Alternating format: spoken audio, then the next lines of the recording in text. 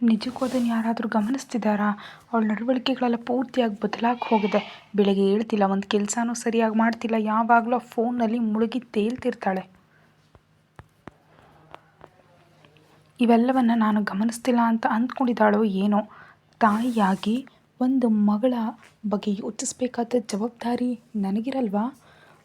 ಒಬ್ಬ ಮಗಳು ಏನು ಮಾಡ್ತಿದ್ದಾಳೆ ಅಂತ ನಾನು ತಿಳ್ಕೊಳ್ಳೋದಕ್ಕೆ ಸಾಧ್ಯ ಇಲ್ವಾ? ಯಾವಾಗ ನೋಡಿದ್ರೂ ಆ ಫೋನ್ ಹಿಡ್ಕೊಂಡು ಕೂತಿರ್ತಾಳೆ. ಮುಂಚೆ ಆದರೆ ರಾತ್ರಿ ಆಯಿತು ಅಂದರೆ ಸಾಕು, ಅಣ್ಣ ಅಲ್ಲಿಗೆ ಹೋಗೋಣವಾ, ಡ್ಯಾಡಿ ಅಲ್ಲಿಗೆ ಹೋಗೋಣವಾ, ಮಮ್ಮಿ ಇಲ್ಲಿಗೆ ಹೋಗೋಣವಾ ಅಂತ ಪ್ರಾಣ ತೆಗಿತಿದ್ಲು. ಕನಿಷ್ಠ ತನ್ನ ಕೋಣಿ ಅಂತ ಆಟಿ ಆದರೂ ಈಗ ಹೊರಗಡೆ ಬರ್ತಿದ್ದಾಳಾ? ಇಲ್ಲ.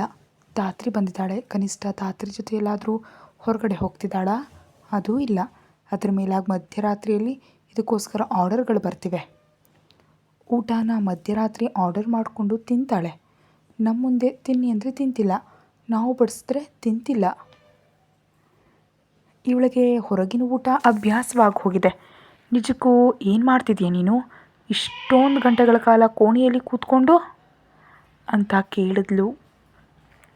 ಹೊರಗಡೆ ಮನುಷ್ಯರೇ ಅಲ್ವಾ ಇರೋದು, ಹೊರಗಿನ ಮನುಷ್ಯರ ಜೊತೆ ಬೆರೆಯೋದಕ್ಕೆ ನಿನಗೆ ಆಗಲ್ವಾ ಅಂತ ಅನ್ವಿತಾ ಗಟ್ಟಿಯಾಗಿ ಕಿರ್ಚಾಡುವಷ್ಟರಲ್ಲಿ ಮೈತ್ರಿಗೆ ಪ್ರಾಣವೇ ಹೋದಂತಾಯಿತು. ಅಮ್ಮೋ, ಮಮ್ಮಿ ನನ್ನನ್ನು ಗಮನಿಸ್ತಾ ಇಲ್ಲ ಅಂತ ಅಂದ್ಕೊಂಡ್ಬಿಟ್ಟಿದ್ದೆ. ನಿಜಕ್ಕೂ ಮಮ್ಮಿ ನನ್ನ ಬಗ್ಗೆ ಕೇಳ್ತಾನೇ ಇಲ್ಲ ಅಂತ ಅಂದ್ಕೊಂಡಿದ್ದೆ. ಆದರೆ ಮಮ್ಮಿ ಇದೆಲ್ಲವನ್ನು ಗಮನಿಸ್ಲೇ CC ಕ್ಯಾಮ್ರಾದ ಹಾಗೆ 24 ಗಂಟೆಯೂ ನನ್ನ ಸುತ್ತಲೂ ಹೀಗೆ ವೈಫೈ ಥರ ಇದ್ದರೆ ಅಂತ ತಿಳ್ಕೊಳ್ಳೋದು ನನಗೆ ಸಾಧ್ಯವಾಗಲಿಲ್ವಲ್ಲ. ಅಮ್ಮ, ಮಮ್ಮಿ ಇಷ್ಟೊಂದು ಸ್ಟ್ರಿಕ್ಟ್ ಆಗಿರ್ತಾರೆ ಅಂತ ತಿಳಿದು ನಾನು ನಿಜಕ್ಕೂ ಹೇಗೆ ಸಿಕ್ಕಿಬೀಳೋ ಹಾಗೆ ಮಾಡಿಕೊಂಡೆ ದೇವ್ರೇ. ಆದರೂ ಇವೆಲ್ಲವನ್ನು ಮಾಡ್ತಾ ಇರೋದು ನಾನಾ? ಎಲ್ಲವೂ ಆ ಹಾಳಾದ ಶಿವಸರ್ ಮಾಡಿದ್ರಿಂದ, ಅವ್ರು ಫೋನ್ ಮಾಡಿದ್ರಿಂದ, ಅವರು ಆರ್ಡರ್ ಮಾಡಿದ್ರಿಂದ ಹೀಗೆಲ್ಲ ನಡೀತಿದೆ ಅಲ್ವಾ?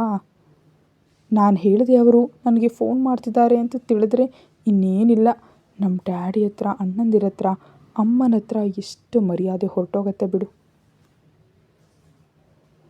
ನಿಜಕ್ಕೂ ಅವನು ಫೋನ್ ಮಾಡ್ತಿದ್ರೆ ಹೇಳಿದೆ ಏನು ಮಾಡ್ತಿದ್ಯಾ ಅಂದರೆ, ನಮ್ಗೆ ಆಗಂದ ಜೊತೆ, ನಮಗೆ ಆಗದವನ ಜೊತೆ ತಿಳಿಯದಂತೆ ಫೋನ್ನಲ್ಲಿ ಮಾತಾಡ್ತಿದ್ದಾಳೆ ಅಂತ ಏನಾದರೂ ಗೊತ್ತಾದರೆ ಅದು ಇದು ಅಂತ ನನ್ನ ಬಗ್ಗೆ ಅಣ್ಣ ಏನು ಅಂದ್ಕೊಳ್ತಾನೆ?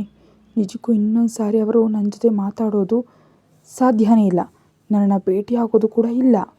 ನಿಜಕ್ಕೂ ನನ್ನ ಜೊತೆ ಫೋನ್ನಲ್ಲಿ ಮಾತಾಡೋದು ಸರಿಯೇ ಅಲ್ಲ. ಇನ್ಮೇಲೆ ಯಾವುದೇ ಕಾರಣಕ್ಕೂ ಫೋನ್ ಕೂಡ ಮಾಡಬೇಡ ಅಂತ ಹೇಳಬೇಕು. ಇಲ್ದಿದ್ರೆ ಯಾವುದೋ ಒಂದು ದಿನ ರೆಡ್ ಹ್ಯಾಂಡಾಗಿ ಸಿಕ್ಕಿಬೀಳ್ತೀನಿ ಪಕ್ಕ. ನಮ್ಮ ಮಮ್ಮಿಗೆ ಸಿಕ್ಕಿಬಿದ್ಬಿಡ್ತೀನಿ. ಆವಾಗ ನನ್ನ ಬೆನ್ನನ್ನು ಚಟ್ನಿ ಮಾಡಿಬಿಡ್ತಾರೆ ನಮ್ಮ ಮಮ್ಮಿ ಅಂತ ದೂರದಲ್ಲೇ ನಿಂತು ಇವೆಲ್ಲವನ್ನು ಮನಸ್ಸಿನಲ್ಲೇ ಅಂದ್ಕೊಳ್ತಿದ್ರೆ, ಏನೇ ಇನ್ನೂ ಅಲ್ಲಿ ನಿಂತ್ಕೊಂಡು ಏನು ಮಾಡ್ತಿದ್ಯಾ? ಬೊಂಬೆಗಳಾಟ ಆಡ್ತಿದ್ದೀವೇನಿಲ್ಲಿ? ಬಂದು ನಮ್ಮ ಮುಖಗಳು ನೋಡಿ ತಿನ್ನು ಅಂತ ಅನ್ವಿತಾ ಗಟ್ಟಿಯಾಗಿ ಅರ್ಚಿದ ತಕ್ಷಣವೇ ಅಷ್ಟೇ, ಒಂದೇ ಸಾರಿ ದಬಕ್ಕನ್ನು ಬಂದು ಆರ್ಯನ ಪಕ್ಕದಲ್ಲಿ ಕೂತ್ಕೊಂಡು ತಂದೆಯನ್ನೊಪ್ಕೊಂಡು, ನೋಡಿ ಡ್ಯಾಡಿ ಮಮ್ಮಿ ಹೇಗೆ ಬೈತಿದ್ದಾಳೆ ಅಂತ. ನಾನು ಇದು ಬೇಕು ಅಂತ ಹೊರಗಡೆ ಕರ್ಕೊಂಡು ಹೋಗೋದಕ್ಕೆ ಕೇಳ್ತಿದ್ದೀನಾ? ಪರೀಕ್ಷೆಗಳ ಹತ್ರ ಬರ್ತಿವೆ, ಚೆನ್ನಾಗಿ ಓದ್ಕೊಳ್ಬೇಕು ಅಲ್ವಾ? ಅದಕ್ಕೆ ಓದ್ಕೊಳ್ತಿದ್ದೀನಿ. ಹೊರಗಡೆ ಕರ್ಕೊಂಡು ಹೋಗೋದಕ್ಕೆ ಹೇಳಿದ್ರು ನಿಮ್ಮ ಹೆಂಡತಿ ಬೈತಾರೆ, ಹೊರಗಡೆ ಕರ್ಕೊಂಡು ಹೋಗಲು ಹೇಳದಿದ್ರೂ ಬೈತಾರೆ. ಏನಪ್ಪ ಮಾಡೋದು? ನಿಜಕ್ಕೂ ಹೇಗೆ ಸಂಸಾರ ಮಾಡ್ತಿದ್ಯೋ ಡ್ಯಾಡಿ ಈಕೆ ಜೊತೆ ನೀನು? ನಿನ್ನ ನೋಡಿದ್ರೆ ನನಗೆ ಕೆಲವೊಂದು ಸಲ ಪಾಪ ಅನಿಸುತ್ತೆ ಗೊತ್ತಾ ಅಂತ ಆರ್ಯನಿಗೆ ಐಸ್ ಮಾಡ್ತಿರ್ತಾಳೆ ಮೈತ್ರಿ. ಅನ್ವಿತಾಳನ್ನು ಕೋಪದಿಂದ ನೋಡ್ತಾ, ಹೌದೌದೌದು, ನಿಮ್ಮ ಮುಖಗಳಿಗೆ ನಿಮ್ಮ ಡ್ಯಾಡಿಗೆ ಹೆಂಡತಿಯಾಗಿ ನಿನಗೆ ಮಮ್ಮಿಯಾಗಿ ನಾನು ಸಿಕ್ಕಿದ್ದೆ ಹೆಚ್ಚು. ಇಲ್ದಿದ್ರೆ ದೊಡ್ಡ ಸುಂದರಿಯರು ಅಪ್ಸರಿಯರು ಬರ್ತಾರೆ ಅಂತ ಅಂದ್ಕೊಂಡ್ಬಿಟ್ಟಿದ್ದೀರಾ? ನಿನಗೆ ಮಮ್ಮಿಯಾಗಿ ಅವರಿಗೆ ಹೆಂಡತಿಯಾಗಿ ನನಗೇನೇ ಕಡಿಮೆ? ಆದರೂ ನನ್ನನ್ನು ಏನಾದರೂ ಅಂದೆ ಅಂದರೆ ಬರೆ ಹಾಕ್ಬಿಡ್ತೀನಿ. ಏನು ಅಂದ್ಕೊಂಡಿದ್ಯಾ?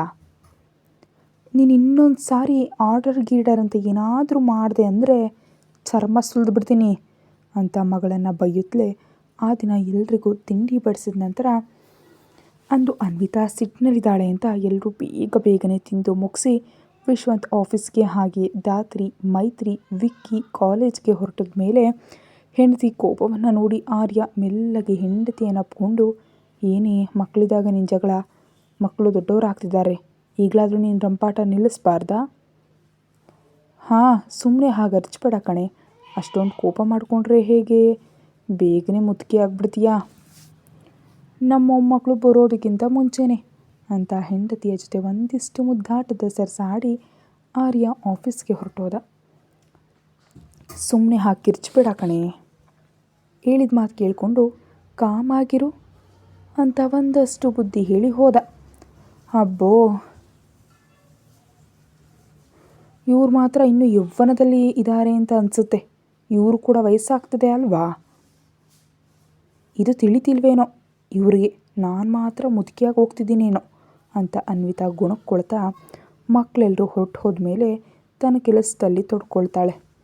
ಹಾಗೆ ಬೆಳಿಗ್ಗೆ ಯಾರ್ಯಾರು ಕೆಲಸಕ್ಕೆ ಅವರು ಹೊರಟು ಹೋದರು. ಸಂಜೆ ಮತ್ತೆ ಮನೆಗೆ ಮರಳಿ ಬಂದು ತಲುಪಿದ್ರು. ರಾತ್ರಿ ಆಗುತ್ತಲೇ ಶಿವ ಕರೆ ಮಾಡ್ತಾನೆ ಅನ್ನೋ ವಿಷಯ ನೆನಪಿಗೆ ಬಂದು ಮೊಬೈಲ್ ಮೊದಲೇ ಸ್ವಿಚ್ ಆಫ್ ಮಾಡಿ ಪಕ್ಕಕ್ಕೆ ಎಸೆದ್ಬಿಟ್ಲು. ತಮ್ಮಮ್ಮನ ಕಣ್ಣಿಗೆ ಬಿದ್ದಿದ್ದೀನಿ ಅಂತ ಅಂದು ಕೋಣೆಯ ಒಳಗೆ ಹೋಗದೆ ತುಂಬ ಹೊತ್ತಿನವರೆಗೆ ಕೆಳಗೇ ಕೂತ್ಕೊಂಡ್ಳು. ತನ್ನ ಅಣ್ಣಂದಿರು ಹಾಗೂ ಅತ್ತಿಗೆಯ ಜೊತೆ ಗಾರ್ಡನ್ನಲ್ಲಿ ಶಟಲ್ ಆಡ್ತಿದ್ದಾಳೆ ಮೈತ್ರಿ. ರಾತ್ರಿ 10ರವರೆಗೆ ಆಡಿ ಆಡಿ ಎಲ್ಲರೂ ಸುಸ್ತಾಗಿ ಅವರವರ ಕೋಣೆಗೆ ಅವರು ಹೊರಟು ಹೋಗಿ ಫ್ರೆಶ್ ಆಗಿ ನಿದ್ದೆ ಮಾಡಿದ್ರು. ಶಿವ ಕರೆ ಮಾಡ್ದ. ಮೈತ್ರಿ ಅಂದ್ಕೊಂಡ ಹಾಗೆ ಸ್ವಿಚ್ ಆಫ್ ಅಂತ ಬಂದಿದ್ದರಿಂದ ಇದು ಬೇಕಂತಾನೆ ಸ್ವಿಚ್ ಆಫ್ ಮಾಡಿರೋ ಆಗಿದೆ, ಇವಳಿಗೆ ನನ್ನ ಮೇಲಿರೋ ಭಯ ಪೂರ್ತಿಯಾಗಿ ಹೊರಟು ಹೋಗಿದೆ, ಅದಕ್ಕೆ ಹೀಗೆ ಎಲ್ಲವನ್ನ ಹೀಗೆ ಮಾಡ್ತಿದ್ದಾಳೆ. ಒಂದೇ ಒಂದು ಸಾರಿ ಇವಳನ್ನ ಮತ್ತೆ ಭಯದಲ್ಲಿಟ್ಟರೆ ಮಾತ್ರ ದಾರಿಗೆ ಬರೋದು ಈ ಹುಡುಗಿ ಅಂದ್ಕೊಂಡು ಇನ್ನು ಎಷ್ಟು ಬಾರಿ ಮಾಡಿದ್ರು ಸ್ವಿಚ್ ಆಫ್ ಅಂತೆ ಬರುತ್ತೆ ಅಂತ ಸುಮ್ಮನಾಗ್ಬಿಟ್ಟ ಶಿವ. ಮರುದಿನವೂ ಕೂಡ ಅದೇ ರೀತಿ ಬೆಳಗ್ಗೆ ಹಾಗೂ ರಾತ್ರಿ ಸ್ವಿಚ್ ಆಫ್ ಬಂತು. ಮಧ್ಯಾಹ್ನ ತನ್ನ ಫೋನ್ ಆನ್ ಆಗುತ್ತಲೇ ಶಿವನ ಮೊಬೈಲ್ಗೆ ಮೆಸೇಜ್ ಬಂದಿದ್ದರಿಂದ ತಕ್ಷಣ ಫೋನ್ ಮಾಡ್ದ. ಆದರೆ ಎತ್ತದೇ ಸೈಲೆಂಟ್ನಲ್ಲಿ ಇಟ್ಲು. ಅದರಲ್ಲೂ ಆ ದಿನ ನೇತ್ರ ಕಾಲೇಜ್ಗೆ ಬಂದಿದ್ದರಿಂದ ನೇತ್ರ ಮತ್ತು ದಾತ್ರಿ ಜೊತೆಗಿನ ಹರಟೆಯಲ್ಲೇ ಮುಗಿದು ಹೋಯಿತು ಮೈತ್ರಿಗೆ. 2 ದಿನಗಳ ನಂತರ ಮಕ್ಕಳನ್ನೆಲ್ಲ ಕರ್ಕೊಂಡು ಹೋಗಲು ಚಂದು ಹಾಗೆ ಉದಯ್ ಹೈದರಾಬಾದಿಗೆ ಬಂದರು ಆರ್ಯನ ಮನೆಗೆ. ಅಷ್ಟೊತ್ತಿಗಾಗಲೇ ವಿಶ್ವಂತ್, ಆರ್ಯ ಆಫೀಸ್ಗೆ, ವಿಕ್ಕಿ, ಮೈತ್ರಿ, ದಾತ್ರಿ ಕಾಲೇಜ್ಗೆ ಹೊರಟು ಹೋಗಿದ್ರು. ಸರಿಯಾಗಿ ಮಧ್ಯಾಹ್ನದ ಸಮಯದಲ್ಲಿ ಬಂದರು ಚಂದು ಮತ್ತು ಉದಯ್. ಅನ್ವಿತಾ ಒಬ್ಬಳೇ ಮನೆಯಲ್ಲಿದ್ಲು. ಅತ್ತಿಗೆ ಅಂತ ಚಂದು ಕರೆಯುತ್ತಲೇ ಚಂದು ಬಂದ್ರಾ ಅಂತ ಅನ್ವಿತಾ ಹೋಗಿ ತನ್ನ ನಾದಿನಿಯನ್ನು ಅಪ್ಕೊಂಡು ಹೇಗಿದೆಯಾ ಉದಯ್ ಅಂತ ಕೇಳಿದ್ಲು. ಚೆನ್ನಾಗಿದ್ದೀನಕ್ಕ, ಎಲ್ಲರೂ ಚೆನ್ನಾಗಿದ್ದಾರಾ? ಮಕ್ಕಳು ಬಾವ ಅಂತ ಕೇಳ್ದ. ಎಲ್ಲರೂ ಚೆನ್ನಾಗಿದ್ದಾರೆ, ಬನ್ನಿ ಹೀಗೆ ಕೂತ್ಕೊಳ್ಳಿ ಅಂತ ಹೇಳಿ ಕೆಲಸದವಳಿಗೆ ಜ್ಯೂಸ್ ತರೋದಕ್ಕೆ ಹೇಳಿದ ತಕ್ಷಣವೇ ಅವಳು ಜ್ಯೂಸ್ ತಂದು ಕೊಟ್ಟು ಹೊರಟು ಹೋದ್ಲು. ದಾತ್ರಿ ಹೇಗಿದ್ದಾಳತ್ತಿಗೆ?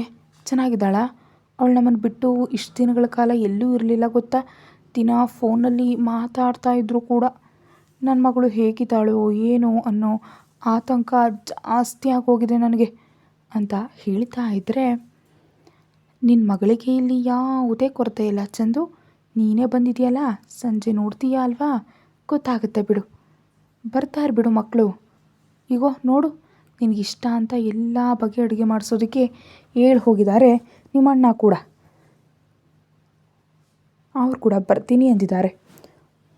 ಒಂದು ಸಾರಿ ಕಾಲ್ ಮಾಡ್ತೀನಿ ಇರು ಅಂತ ಆರ್ಯನಿಗೆ ಕಾಲ್ ಮಾಡಿದ್ಲು. ಅವ್ರು ಬಂದಿದ್ದಾರೆ ಅಂತ ಹೇಳಲು. ಈಗಾಗಲೇ ಮನೆ ಹತ್ತಿರದಲ್ಲಿದ್ದೀನಿ, ನಾನು ಬಂದೆ ಅಂತ ಆರ್ಯ ಹೇಳಿದ್ರಿಂದ ಅಬ್ಬೋ, ಈ ವಯ್ಯ ಬೇರೆ ವಿಷಯದಲ್ಲಿ ತಡೆ ಮಾಡಿದ್ರು ಮಾಡಬಹುದು, ಆದರೆ ತಂಗಿ ಬಂದಿದ್ದಾಳೆ ಅಂದಮೇಲೆ ನಿಲ್ತಾರಾ ಅಂತ ಅನ್ವಿತಾ ಮೆಲ್ಲಗೆ ಹೇಳಿದ್ರಿಂದ ಚಂದು ನಗ್ತಾಳೆ. ಆರ್ಯ ಕೂಡ ಬಂದು ತಂಗಿಯನ್ನು ಉದಯನನ್ನು ಮಾತಾಡಿಸೋದು ಮುಗಿದ ಮೇಲೆ ಇನ್ನು ಎಲ್ಲರೂ ಊಟಕ್ಕೆ ಕೂತರು. ಸ್ವಲ್ಪ ಹೊತ್ತು ವಿಶ್ರಾಂತಿ ತಗೋ ಚಂದು, ನಿನ್ನ ಮಗಳು ಎಲ್ಲೂ ಹೋಗಲ್ಲ, ಬೇಗನೆ ಬರ್ತಾಳೆ ಅಂತ ಅನ್ವಿತಾ ಹೇಳಿದ್ರು ಕೂಡ ಮೊದಲು ಅವಳನ್ನು ನೋಡ್ತಿದ್ರೆ ನನಗೆ ಮನಸ್ಸು ಕೇಳಲಾತಿಗೆ, ಪರವಾಗಿಲ್ಲ ಬಿಡು, ಇಲ್ಲಿ ಕೂತು ಹರಟೆ ಹೊಡೆಯೋಣ ನಾವು ಅಂತ ಅಂದು. ಅನ್ವಿತಾ ಚಂದು ಹರಟೆಯಲ್ಲಿ ಮುಳುಗಿ ಹೋದರೆ ಆರ್ಯ ಮತ್ತು ಉದಯ್ ನೀಟಾಗಿ ಮೇಲಿರೋ ಕೋಣೆಗೆ ಹೊರಟು ಹೋದರು. ಬಾಬಾ ಮೈದುನ ಇಬ್ಬರು ವೈಯಕ್ತಿಕವಾಗಿ ಏನೋ ಮಾತಾಡ್ಕೊಳ್ಳೋದಕ್ಕೆ. ದಿನ ಬರೋ ಸಮಯಕ್ಕಿಂತ ಮುಂಚೆಯೇ ಆ ದಿನ ಬಂದುಬಿಟ್ರು ಧಾತ್ರಿ, ಮೈತ್ರಿ ಮತ್ತು ವಿಕ್ಕಿ. ತಮ್ಮ ಡ್ಯಾಡಿಯನ್ನು ನೋಡುತ್ತಲೇ ಡ್ಯಾಡೀ ಅಂತ ಹೋಗಿ ಧಾತ್ರಿ ಉದಯ್ನನ್ನು ಅಪ್ಕೊಳ್ತಾಳೆ ಗಟ್ಟಿಯಾಗಿ, ತುಂಬ ಖುಷಿಯಿಂದ. ಧಾತ್ರಿ ಬಂಗಾರ ಹೇಗಿದೆಯಾ ಅಂತ ಕಣ್ಣು ತುಂಬಿ ನೋಡ್ತಿರ್ತಾರೆ ಉದಯ್. ಮಗಳು ಹುಟ್ಟಿದಾಗಿನಿಂದ ಇಷ್ಟು ದಿನಗಳ ಕಾಲ ಎಂದೂ ದೂರ ಇರ್ತಿದ್ದು ಇಲ್ಲವೇ ಇಲ್ಲ. ಹೇಗಿದೆಯಾ ತಾಯಿ ಅಂತ ಕೇಳಿದ ಉದಯ್. ಮಗಳ ಹತ್ತಿರಕ್ಕೆ ಬರುತ್ತೆ ಮಗಳನ್ನು ಅಪ್ಕೊಂಡು. ನನಗೇನಂತೆ ಡ್ಯಾಡಿ, ಇಲ್ಲಿ ಸೂಪರ್ ಆಗಿದ್ದೀನಿ. ಅತ್ತೆ, ಮಾವ, ಬಾವ, ವಿಕ್ಕಿ, ಮೈತ್ರಿ ಎಲ್ಲರೂ ನನ್ನನ್ನು ತುಂಬ ತುಂಬ ಚೆನ್ನಾಗಿ ನೋಡ್ಕೊಳ್ತಿದ್ದಾರೆ. ಅದರಲ್ಲೂ ಕಾಲೇಜ್ನಲ್ಲಿ ಕೂಡ ನಾನು ಹೆದರ್ತಿಲ್ಲ, ತುಂಬ ಚೆನ್ನಾಗಿ ಓದ್ಕೊಳ್ತಿದ್ದೀನಿ ಗೊತ್ತಾ ಅಂತ ಧಾತ್ರಿ ಸಂತೋಷದಿಂದ ಹೇಳಿದ್ರಿಂದ ಚಂದು ಉದಯ್ ಮನಸ್ಸು ನಿರಾಳವಾಯಿತು. ಇಲ್ಲಿ ಹೇಗಿರ್ತಾಳೋ, ನಿಜಕ್ಕೂ ಹೊಂದ್ಕೊಳ್ತಾಳೋ ಇಲ್ವೋ, ಅಮ್ಮ ಅಪ್ಪನನ್ನು ಬಿಟ್ಟು ಇಷ್ಟು ದಿನ ಇರೋದಕ್ಕೆ ಸಾಧ್ಯವಾಗುತ್ತೋ ಇಲ್ವೋ ತನಗೆ ಅಂತ ಅಂದ್ಕೊಂಡಿದ್ರು. ಆದರೆ ಇವಾಗ ಮಗಳಲ್ಲಿ ಸಂತೋಷವಾಗಿರೋದನ್ನು ನೋಡಿ ಅವರಿಗೂ ಖುಷಿ ಅನ್ನಿಸ್ತು. ನೀನು ಚೆನ್ನಾಗಿದ್ದಿಲ್ಲ ತಾಯಿ, ಅದೇ ಸಾಕು ಅಂತ ಚಂದು ಮಗಳನ್ನು ಹತ್ತಿರಕ್ಕೆ ತೆಗೆದುಕೊಳ್ಳೋದ್ರೊಂದಿಗೆ, ಹೌದಮ್ಮ, ಆನಂದ್ ಎಲ್ಲಿದ್ದಾನೆ, ಅವನನ್ನು ಕರ್ಕೊಂಡು ಬರಲಿಲ್ವಾ ಅಂತ ಕೇಳಿದ್ಲು ಧಾತ್ರಿ. ಬಂದಾಗಿನಿಂದ ತನಗೆ ತಮ್ಮ ಕಾಣಿಸ್ದೇ ಇರೋದ್ರಿಂದ. ಇಲ್ಲ ಕಣಮ್ಮ, ಅವನಿಗೇನೋ ಎಕ್ಸಾಮ್ಸ್ ಹಾಗೂ ಪ್ರಾಕ್ಟಿಕಲ್ಸ್ ಇವೆಯಂತೆ. ನಿಜಕ್ಕೂ ನಿನ್ನ ತಮ್ಮನಿಗೆ ಡಾಕ್ಟರ್ ಆಗಬೇಕು ಅನ್ನೋ ಆಸೆ ಅಲ್ವಾ? ಇನ್ನು ಅವನು ಓದನ್ನು ಹೇಗೆ ತಾನೇ ನೆಗ್ಲೆಕ್ಟ್ ಮಾಡ್ತಾನೆ? ಅದಕ್ಕೇನೋ ಪರೀಕ್ಷೆ ಅಂತ ಕಾರಣ ಹೇಳ್ದ ನನಗೆ. ಅದಕ್ಕೆ ಬರಲ್ಲ ಅಂದ ಅವನು. ಅವನನ್ನು ನಿಮ್ಮ ಅಜ್ಜಿ ಮನೆಯಲ್ಲಿ ಬಿಟ್ಟು ಬಂದಿದ್ದೀನಿ ಮಗನೇ. ಇಲ್ದಿದ್ರೆ ಮನೆಯಲ್ಲಿ ಒಬ್ಬನೇ ಇದ್ದರೆ ನಿಜಕ್ಕೂ ತಿನ್ನೋದೇ ಇಲ್ಲ ಏನನ್ನೋ ಅವನು. ಅದೇ ನಿಮ್ಮ ಅಜ್ಜಿ ಆದರೆ ಅವನಿಗೆ ಖಂಡಿತವಾಗಿ ಸಮಯಕ್ಕೆ ಸರಿಯಾಗಿ ತಿನ್ನಿಸ್ತಾರಲ್ವಾ ಅಂತ ಹೇಳಿದ್ಲು ಚಂದು. ಒಳ್ಳೆ ಕೆಲಸ ಮಾಡಿದ್ಯಮ್ಮ. ಇಲ್ದಿದ್ರೆ ಅವನಿಗೆ ಊಟದ ಮೇಲೆ ಜ್ಞಾನನೇ ಇರಲ್ಲ ಬಿಡು. ಓದ್ಬಿಟ್ರೆ ನಿಜಕ್ಕೂ ಅವನಿಗೇನೂ ಬೇಡ.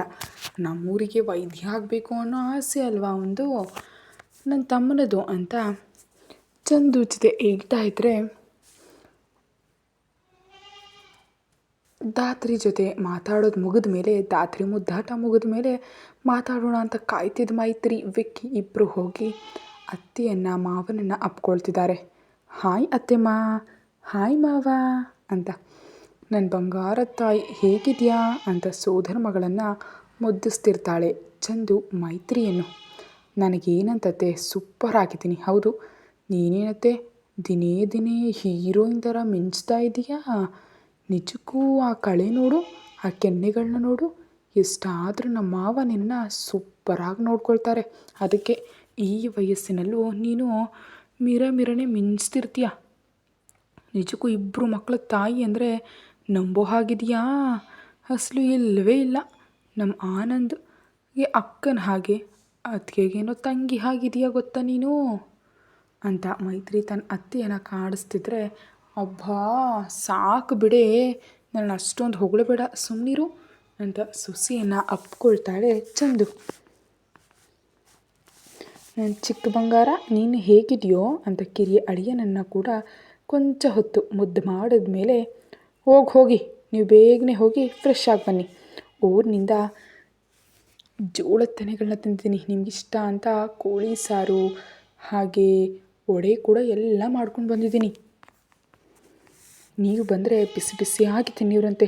ಹೋಗಿ ಮಗನೇ ಅಂತ ಚಂದು ಹೇಳೋದೇ ತಡ. ಅವೆಂದರೆ ಎಲ್ರಿಗೂ ಇಷ್ಟ ಇರೋದ್ರಿಂದ ತಕ್ಷಣ ಓಡೋಡಿ ಧಾತ್ರಿ, ಮೈತ್ರಿ, ವಿಕ್ಕಿ ತಮ್ಮ ಕೋಣೆಗೆ ಹೋಗೋದು, ಫ್ರೆಶ್ ಆಗಿ ಬರೋದು ಕೂಡ ನಡೆದು ಹೋಯಿತು. ಅವರು ಬರುವಷ್ಟರಲ್ಲಿ ಅವರಿಗೆ ಬಿಸಿ ಬಿಸಿಯಾಗಿ ಊಟದ ಮೇಜಿನ ಹತ್ತಿರ ವಡೆ ಸಾರು ಎಲ್ಲ ಸಿದ್ಧ ಮಾಡಿಟ್ಟಿದ್ರು. ನಾವು ಅಲ್ಲಿ ತಿನ್ನಲ್ಲ, ಸೋಫಾದಲ್ಲೇ ತಿಂತೀವಿ ಅಂತ ಹೇಳಿದ್ರಿಂದ ಇನ್ನು ಅವರು ಮೂವರು ಸೋಫಾಗಳಲ್ಲಿ ಕೂತ ಮೇಲೆ ಎಲ್ರಿಗೂ ಬಡಿಸ್ತಾಳೆ. ಸ್ವತಃ ಚಂದು, ಅಮ್ಮ ದೊಡ್ಡ ಬಾವನಿಗೆ ಬಿಸಿಯಾಗಿ ಮಾಡಿಡು, ಹೀಗೆ ತಣ್ಣಗಿರೋದನ್ನು ಇಡಬೇಡ ಬಾವ ಬಂದಮೇಲೆ ಅಂತ ವಿಶ್ವಂತ್ ಬಗ್ಗೆ ಧಾತ್ರಿ ಹೇಳ್ತಾ ಇದ್ದರೆ, ನಿಮ್ಮ ಭಾವನಿಗೆ ಪಕ್ಕಕ್ಕೆ ಎತ್ತಿಟ್ಟಿದ್ದೀನಿ ಬಿಡೇ, ಬಂದಮೇಲೆ ಬಿಸಿ ಬಿಸಿಯಾಗಿ ಮಾಡಿ ಹಾಕ್ತೀನಿ ಬಿಡು, ನೀನು ಬೇಜಾರು ಮಾಡ್ಕೋಬೇಡ ನಿಮ್ಮ ಭಾವನ ಬಗ್ಗೆ ಅಂದ್ಲು ಪಕ್ಕದಲ್ಲಿದ್ದ ಅನ್ವಿತಾ. ಹೌದು, ವಿಶ್ವಂತ್ ಎಲ್ಲಿದ್ದಾನೆ ಅದಕ್ಕೆ ಇನ್ನೂ ಬರಲೇ ಇಲ್ಲ ಅಂತ ಕೇಳಿದ್ಲು ಚಂದು. ಇವಾಗಲೇ ಎಲ್ಲಿ ಚಂದು, ಇನ್ನು ಸಂಜೆ ಅಷ್ಟೇ ಅಲ್ವಾ, ಅವನು ನಿಜಕ್ಕೂ ಒಂದೊಂದು ಸಾರಿ ಬರೋದೇ ಮನೆಗೆ ಮಧ್ಯರಾತ್ರಿ ಆಗಿಬಿಡುತ್ತೆ. ಅವನು ಬರೋ ಅಷ್ಟರಲ್ಲಿ ಸ್ವಲ್ಪ ತಡ ಆಗುತ್ತೆ ಚಂದು. ಇವತ್ತು ಬೇಗನೆ ಬರೋದಕ್ಕೆ ಹೇಳಿದ್ದೀನಿ ಬಿಡು, ಬರ್ತಾನೇನೋ ನೋಡೋಣ ಅಂತಂದ್ಲು ಅನ್ವಿತಾ. ಆರ್ಯ ಅವ್ರ ಮಾತುಗಳನ್ನ ಕೇಳಿ ದೊಡ್ಡ ಮಗನಿಗೆ ಫೋನ್ ಮಾಡ್ದ. ಮಗನೇ ಏನಾಯಿತು, ಇವತ್ತು ಕೂಡ ಬೇಗ ಬರಲ್ವಾ ಮನೆಗೆ? ಇಲ್ಲಿ ನಿಮ್ಮ ಅತ್ತೆ ಮಾವ ನಿನ್ನೆನೇ ಕೇಳ್ತಿದ್ದಾರೆ ಅಂತ. ಆರ್ಯ ಕರೆ ಮಾಡಿದ್ರಿಂದ ಕೇವಲ ಒಂದು ಅರ್ಧ ಗಂಟೆಯಲ್ಲಿರ್ತೀನಿ ಡ್ಯಾಡಿ, ಕೆಲಸ ಮುಗೀತು, ಹೊರಡ್ತಿದ್ದೀನಿ ಮನೆಗೆ ಅಂತ ಹೇಳ್ದ ವಿಶ್ವಂತ್. ಏನಾಯಿತು ಮಗನೇ, ಇವತ್ತು ಬೇಗನೆ ಬರ್ತಿಲ್ವಾ ಅಂತ ಕೇಳಿದ್ರಿಂದ ವಿಶ್ವಂತ್ ಒಪ್ಕೊಂಡು ಬರೋದಕ್ಕೆ ಸಿದ್ಧ ಆದ.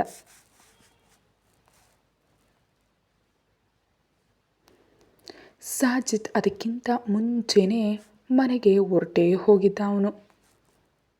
ಇನ್ನು ವಿಶ್ವಂತ್ ಬರುವಷ್ಟರಲ್ಲಿ ಇವರೆಲ್ಲರೂ ತಿಂದು ಹರಟೆ ಹೊಡಿತಿರ್ತಾರೆ ಹಾಲ್ನಲ್ಲಿ. ವಿಶ್ವಂತ್ ಬರಬರುತ್ತಲೇ ಹಾಯ್ ಮಾವ, ಹಾಯ್ ಅತ್ತೆ ಅಂತ ಚಂದುವನ್ನು ಅಪ್ಪಿಕೊಳ್ಳೋದ್ರೊಂದಿಗೆ ನನ್ನ ಬಂಗಾರ ಹೇಗಿದೆಯೋ ಅಂತ ದೊಡ್ಡ ಅಳಿಯನ್ನ ನೋಡಿ ಮುದ್ದು ಮಾಡೋದರಲ್ಲಿ ಬಿಸಿ ಆಗ್ಬಿಟ್ಲು ಚಂದು. ನನಗೇನಂತತ್ತೆ ಸೂಪರ್ ಆಗಿದ್ದೀನಿ ಅಂತ ವಿಶ್ವಂತ್ ಖುಷಿಯಾಗಿ ತನ್ನ ಅತ್ತೆಯನ್ನು ಹಿಡ್ಕೊಂಡು ಹೇಳ್ತಾ ಇದ್ದರೆ, ಯಾಕಿರಲ್ವೋ, ನನ್ನ ಮಗಳನ್ನೇ ಕರ್ಕೊಬಂದು ಇಲ್ಲಿ ಇಟ್ಕೊಂಡಿದ್ಯಲ್ಲ, ಖುಷಿಯಾಗಿರದೆ ಇನ್ನೇಗಿರ್ತೀಯಾ ಅಂತ ಉದಯ್ ಮನಸ್ಸಿನಲ್ಲೇ ಅಂದ್ಕೊಂಡ. ಆನಂದ್ ಎಲ್ಲಿದ್ದಾನತ್ತೆ, ಅವನ್ನ ಕರ್ಕೊಂಡು ಬರಲಿಲ್ವಾ ಅಂತ ಕೇಳಿದ ವಿಶ್ವಂತ್ ಬರಬರತ್ಲೆ ಮೈದುನನ ಬಗ್ಗೆ ಕೇಳ್ತಾ.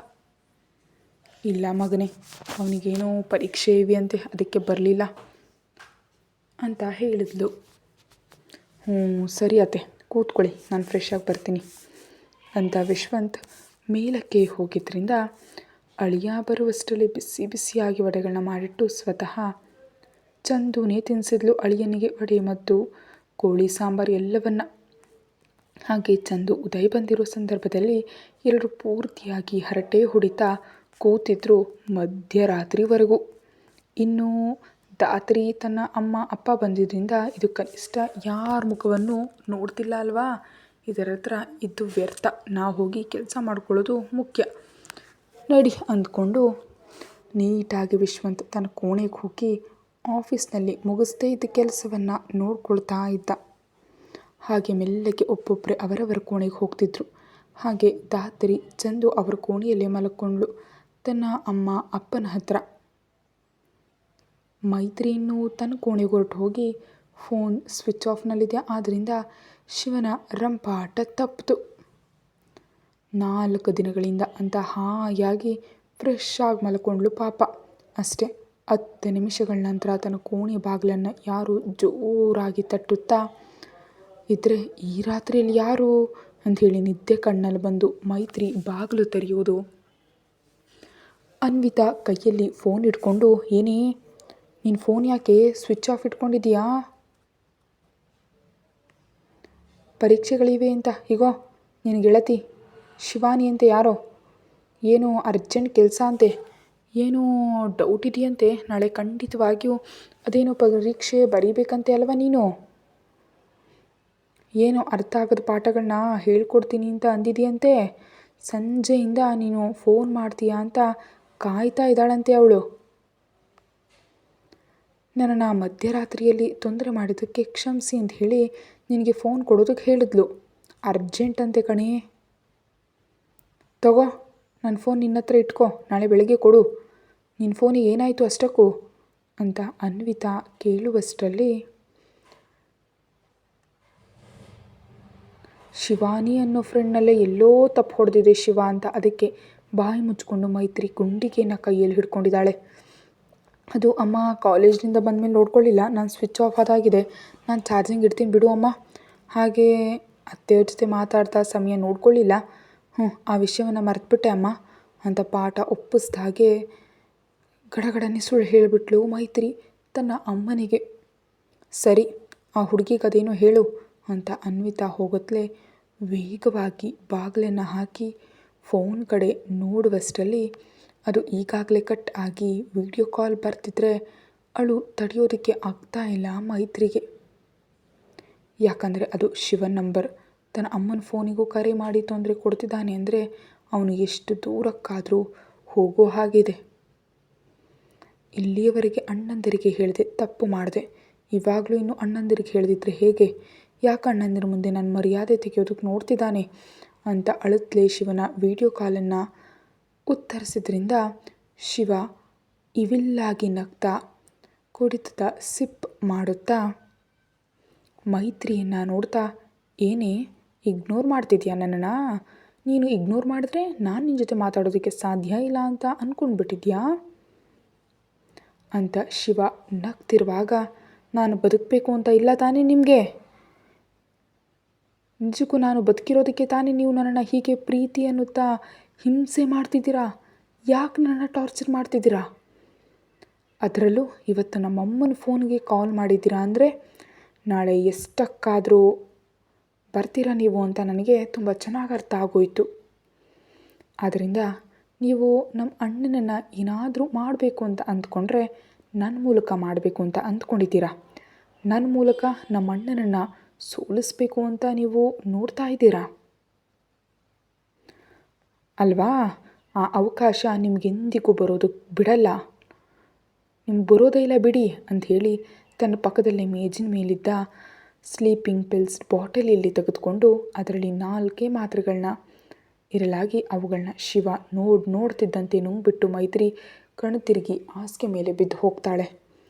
ನಿಜಕ್ಕೂ ಮೈತ್ರಿ ಅಷ್ಟೊಂದು ದೊಡ್ಡ ಕೆಲಸ ಮಾಡ್ತಾಳೆ ಅಂತ ಊಹಿಸದ ಶಿವ ಮರಗಟ್ಟಿ ಹೋದ.